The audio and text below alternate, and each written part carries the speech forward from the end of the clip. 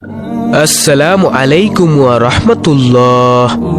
আল্লাহ তাআলা মুসলিম জাতিকে এমন কিছু বরকতময় দিন ও রাত দিয়েছেন যাতে ইবাদত করলে আল্লাহ তাআলার নৈকট্য লাভ করা সম্ভব। এসবের মধ্যে শবে বরাত হলো একটি। শবে বরাত বরকতময় ও ফজিলতপূর্ণ রাত। এ রাতে আল্লাহ তাআলা পাপী বান্দাদের মুক্তি দেন।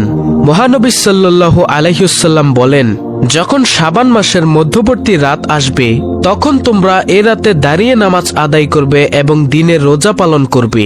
কেননা এই দিনে সূর্যাস্তের পরেই আল্লাহ তাআলা দুনিয়ার আকাশে অবতরণ করেন এবং বলেন, কে আছো ক্ষমা প্রার্থনাকারী, আমার কাছে ক্ষমা চাও, আমি তোমাকে ক্ষমা করে দিব। কে আছো রিজিক তালাশকারী, আমার কাছে রিজিক তালাশ করো, আমি রিজিক প্রদান করব। কে আছো বিপদগ্রস্ত, আজ আমার কাছে বিপদ মুক্তি কামনা করো, আমি বিপদ মুক্ত করে দিব। সুবহানাল্লাহ। শবে বরাতে মূলত কি কি আমল আছে?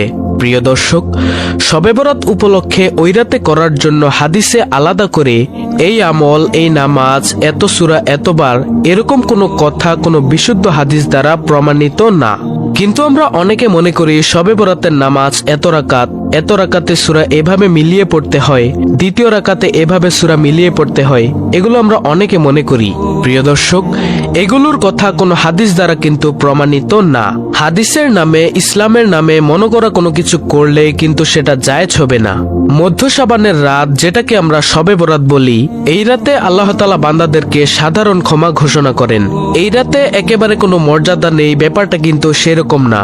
মর্যাদা হলো আল্লাহ তাআলা বান্দাদেরকে সাধারণ ক্ষমা ঘোষণা করেন। তবে যার ভিতরে অন্যের প্রতি হিংসা আছে, শত্রুতা আছে, তাকে আল্লাহ তাআলা মাফ করেন না। আর যে শিরকে লিপ্ত, তাকে আল্লাহ তাআলা মাফ করেন না। প্রিয় দর্শক, আপনি মাজারে সেজদা করেন আর শবে বরাতে সারা রাত মসজিদে সেজদা করছেন আর সারা রাত কান্নাকাটি করছেন, কোনো লাভ নেই, কারণ আপনি শিরকে লিপ্ত রয়েছেন। শবে বরাতের সাধারণ ক্ষমার মধ্যে আপনি পড়বেন না। এজন্য প্রিয় দর্শক, শবে বরাতে আল্লাহ তাআলার সাধারণ ক্ষমা যদি আপনি পেতে চান, তাহলে আপনার কি করতে হবে? আপনার নিজেকে শিরক থেকে মুক্ত করতে হবে। শত্রুতা বিদ্বেষ কারো প্রতি রাখা যাবে না, সবাইকে মাফ করে দিতে হবে। আল্লাহ তাআলা আমাদেরকে তৌফিক দান করুক, আমিন। প্রিয় দর্শক, এখন আমরা জানবো শবে বরাতের করণীয়। শবে বরাতের করণীয় সম্পর্কে রাসূলুল্লাহ সাল্লাল্লাহু আলাইহি ওয়াসাল্লাম বলেছেন, আমার কাছে শাবান মাসের রোজা অন্য মাসের তুলনায় অধিক প্রিয়। যখন তোমাদের কাছে শাবানের রাত অর্থাৎ শবে বরাত হাজির হবে, তখন তোমরা সেই রাত্রি জাগ্রত থাকো, নামাজ পড়ে, কোরআন তেলাওয়াত করে, তাসবিহ পড়ে, জিকির করে, দোয়া করে এবং দিনের বেলায় রোজা রেখে। প্রিয় দর্শক, শবে বরাতে বিশেষ কিছু আমল রয়েছে যা করলে বান্দা আল্লাহর নৈকট্য লাভে ধন্য হয়। এ রাতে করণীয়গুলোর মধ্যে রয়েছে রাতে নফল নামাজ পড়া এবং দিনে রোজা রাখা। এ রাতে সাধ্যমতো নফল নামাজ আদায় করা এবং পরের দিন নফল রোজা রাখা খুবই পুণ্যের কাজ। প্রিয় নবী সাল্লাল্লাহু আলাইহি ওয়াসাল্লাম বলেন, যখন শাবান মাসের মধ্যবর্তী রাত আসবে তখন তোমরা দাঁড়িয়ে নামাজ আদায় করবে এবং দিনে রোজা রাখবে। শবে বরাতে বেশি বেশি নফল নামাজ আদায় করার প্রতি গুরুত্ব আরোপ করা হয়েছে। ইমাম গাজ্জালি রহমাতুল্লাহি এই রাতে 100 রাকাত নফল নামাজ আদায়ের উপদেশ দিয়েছেন। এ রাতের আমলের মধ্যে আরো একটি আমল হলো কোরআন তেলাওয়াত করা। এ রাতে বেশি বেশি করে কোরআন তেলাওয়াত করা সওয়াবের কাজ।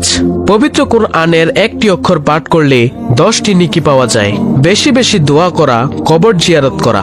প্রিয় নবী সাল্লাল্লাহু আলাইহি ওয়াসাল্লাম জান্নাতুল বাকিতে উম্মতের মাগফিরাত কামনা করে দোয়া করেছেন। হযরত আয়েশা রাদিয়াল্লাহু তাআলা আনহা বলেন, একদা এ রাতে আমি মহানবী সাল্লাল্লাহু আলাইহি ওয়াসাল্লামকে না পেয়ে খুঁজতে থাকি। এরপর আমি তাকে জান্নাতুল বাকিতে দুহাত তোলা অবস্থায় পেলাম। প্রিয় দর্শক, এ থেকে আমরা এ রাতে কবর জিয়ারতের বিষয়টি সাব্যস্ত করতে পারি। শবে বরাতের নফল নামাজের নিয়ম। শবে বরাতের নফল নামাজের নিয়ম হলো অন্য নফল নামাজের মতোই 2 রাকাত করে নামাজ পড়া। প্রতি রাকাতেই সূরা ফাতিহার পর পবিত্র কোরআনের যে কোনো সূরা পড়া।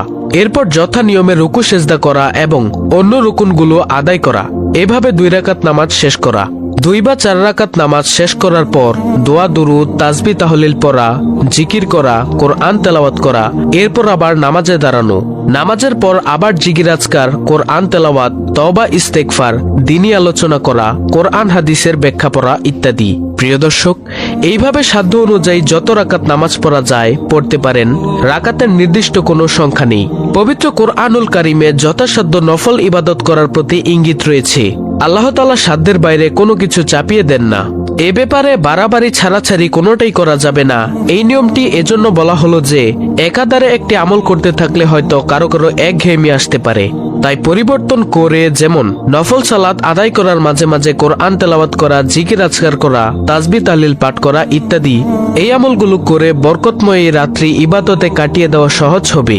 প্রিয় দর্শক, এই রাতে আরেকটি আমল হলো আল্লাহ তাআলার কাছে ক্ষমা প্রার্থনা করা, বেশি বেশি তওবা ইস্তেগফার করা। কারণ এই বরকতময় রাতে আল্লাহ তাআলা প্রথম আকাশে নেমে বান্দাদের প্রতি রহমতের দৃষ্টি দেন, তাদের গুনাহ মাফ করেন। যে ব্যক্তি নফল নামাজ আদায় করে সে ব্যক্তি নামাজের মাধ্যমে তার পালনকর্তার অতি ঘনিষ্ঠতা লাভ করে। আল্লাহ তাআলা পবিত্র কোরআনুল কারিমে বলেন, সিজদা করো আর আল্লাহ তাআলার নৈকট্য লাভ করো। শবে বরাতের নফল নামাজের বাধা ধরা কোনো নিয়ম নেই। যত রাকাত ইচ্ছা এবং যে কোনো সূরা দ্বারা এ নামাজ আদায় করতে পারবেন। এ রাতের আরেকটি আমলের ব্যাপারে হাদিসে রাসূল সাল্লাল্লাহু আলাইহি ওয়াসাল্লাম বলেছেন, যে ব্যক্তি শাবান মাসে 3000 দুরূদ শরীফ পাঠ করবে, কিয়ামতের দিন তার জন্য শাফাআত করা আমার জন্য ওয়াজিব হয়ে যাবে। সুবহানাল্লাহ।